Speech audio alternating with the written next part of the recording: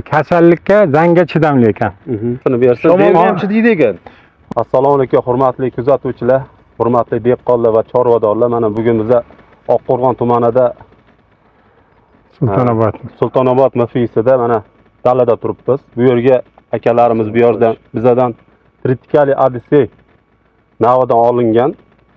Mana aka, bu yerga tritikali adisida ekkansiz. O'zingiz bahosini bir aytsangiz. Mana kuzdan boshlab o'zingiz ekdingiz, ishlov berdingiz, hammasi haqida bir to'liq ma'lumot bersangiz. Dehqonlarga bu qiziq. Allohim bizni qo'llarida oktyabr oyida yog'ingarchilik bo'lib, yomg'ir suvi bilan bug'doylarimiz chiqib qoldi. Shundan keyin biz dekabr oyida azotli o'g'it bilan o'g'itlantirdik. Qancha?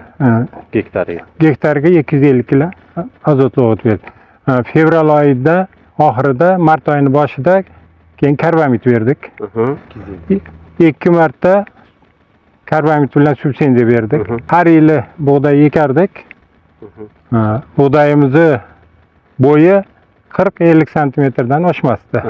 Boshoqlarning kattaligi 7 santimetr. Bu yil ekkan bug'doyimiz biz o'zimizga yoqib turibdi.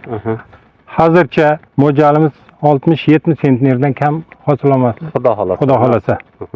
Buni endi mana bu yil qish qurg'oqchilik keldi. Yog'in kam bo'ldi. Har yilgi bo'ladigan joyda ozroq ko'rindi. Biz endi hammasiga zang tushib ketsa kerak degan o'sha yerda muhofazaga oldikda, o'sha yerda o'ziga texnika ham kirgizmasin, odam kirib boshqa yoqqa yuqmasin deb hali qildik. O'sha zang kasalini achagida ham bug'doyimiz to'liq boshqalagan. Kasallikka, zangga chidamli ekan.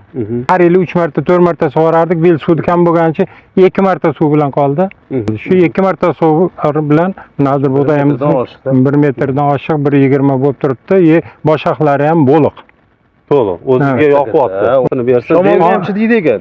Yotib qolishga chidamli. Kechagi shamolda o'tlar ancha urdida, sel urdi.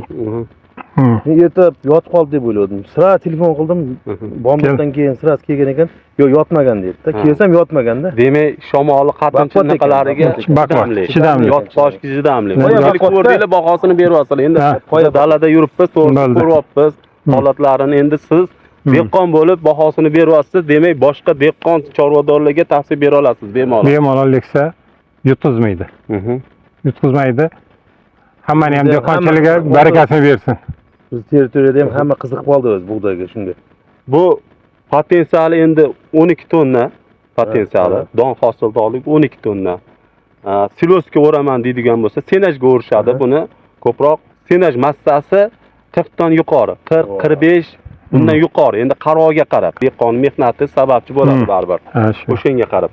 Bu boyiga aytganda yotib qolishga chidamli, har xil kasalliklarga chidamli.